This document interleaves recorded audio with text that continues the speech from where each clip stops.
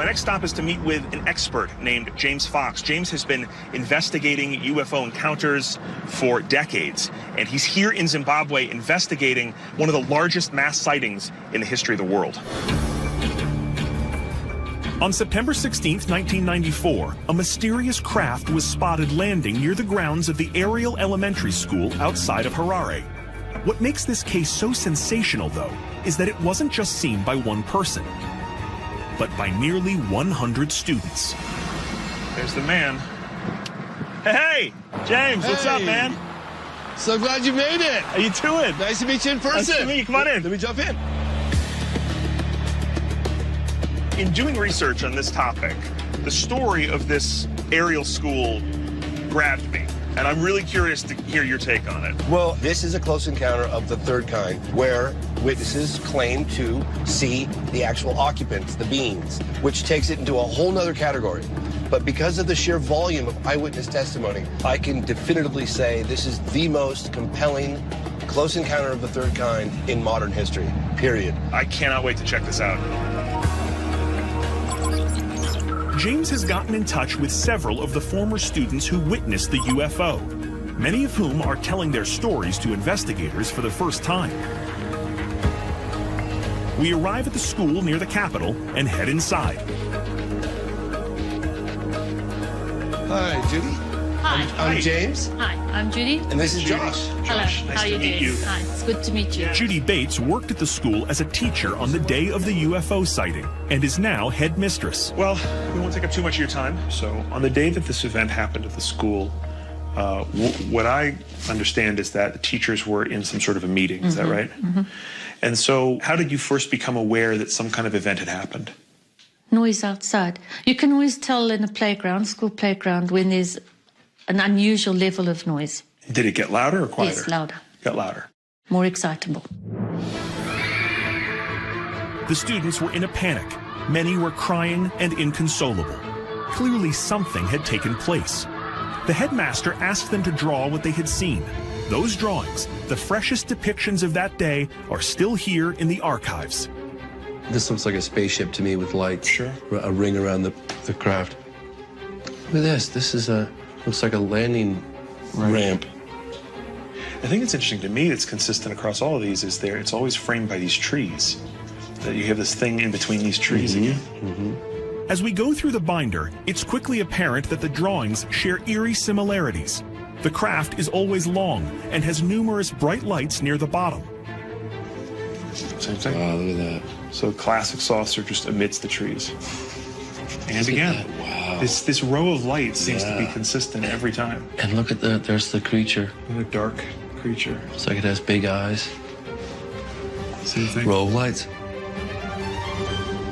And are these kids that were all in the same classroom? No, absolutely not. They would have been ranged from grade 1 to grade 7. And they're all drawing the same stuff? Yeah. Look, when kids from different age groups are in different classrooms and they all draw similar things, that's quite scary. What would you say to a skeptic who said, there's no way this happened? You're always going to get people like that, aren't you? And then if it happened to them, how would they behave? Yeah.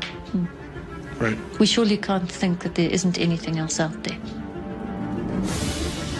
James and I step out and go towards the classroom where the eyewitnesses have been assembled. But I've been advised to tread carefully. Okay, so what's the move here? This was a fairly traumatic experience. They're willing to meet with us, but I don't know exactly what they're comfortable revealing. Right. So we're just going to have to cross our fingers and hope for the best. Okay. I'm continuing my quest for evidence of extraterrestrial life at the Ariel School in Zimbabwe, the location of one of the largest mass UFO sightings in recorded history. Hello. Researcher James Fox has arranged for us to interview 6 of the eyewitnesses to the event, many speaking out for the very first time. Take us back to the 16th of September, 1994. So we were all out on the playground, all ages, right, all grades. I remember a sort of silence and kids like pointing and saying, what's that, what's that, what's that? What I remember is actually 3 orbs surrounding the main craft, right? And these orbs of light, just before it lands, kind of dart off in different directions before it lands on a rock back in the bushes there. I remember walking towards the silver shape with like lights underneath, right? And I really wanted to get a closer look. I was really like, what is this? And I remember some kids starting to cry. Can you describe what the craft looked like? Silver with like slanted sides and flat top and flat bottom, and then those lights that would go on and off. The descriptions of the alien craft all match the drawings we saw earlier, as well as the accounts of the nearly 70 other students. But this encounter was more than just a UFO. Then I remember seeing like a small little humanoid, I don't know if you want to call it humanoid or human, short arms, short legs, sort of appear on the top part of this saucer. And that's when I distinctly remember being really scared. What did this creature look like? Not tall at all. Did you see the eyes? The eyes they were dark, but like with a shiny, like long slanted type of eyes. Can you show me with your hands?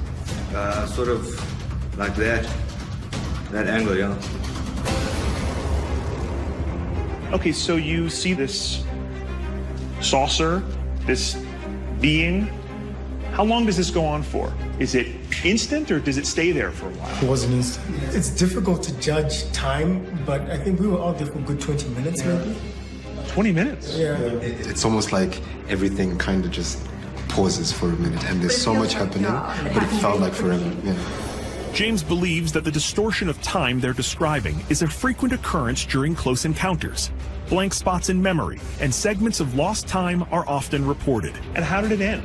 Did it take off? Did it disappear? Did anybody see it move or move again? I remember teachers running down, and I remember hearing voices like, take the kids, take the kids. So I remember I went to those kids that were crying, and I was like, come, let's go, let's go. I don't actually remember looking back and checking to see if, because now there was real sort of, let's go, let's get out of here, let's take the kids to their classes. And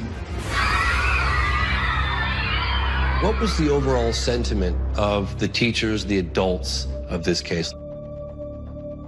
I just remember us being called into an assembly, saying that we were all lying.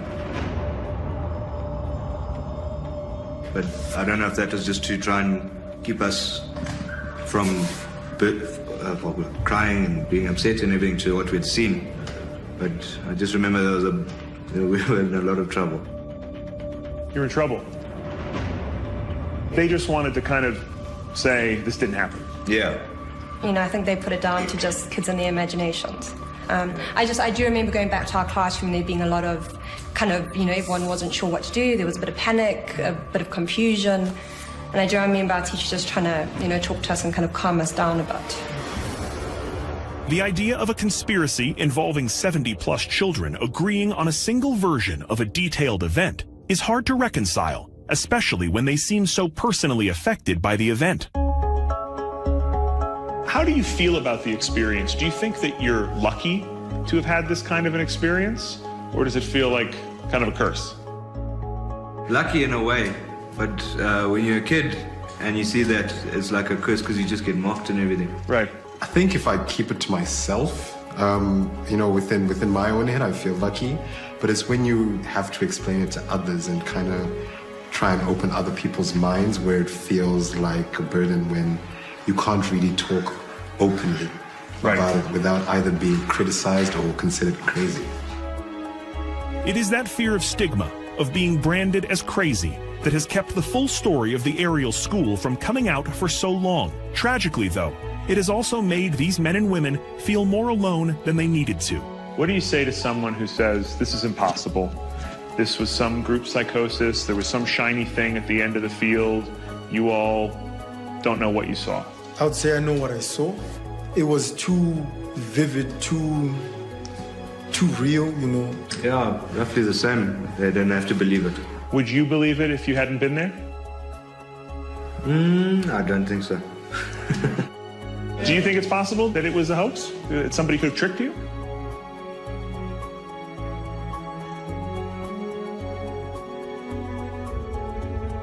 No. Not at all, no. I think sometimes you just need to be brave enough to say that, okay, I think by sort of like world definitions, we saw aliens. The former students of the Ariel School are bound together by a strange but deep bond. As for me, I walk away from our interview believing that they believe. And James Fox is continuing to investigate the case, but without physical evidence, the jury will remain out.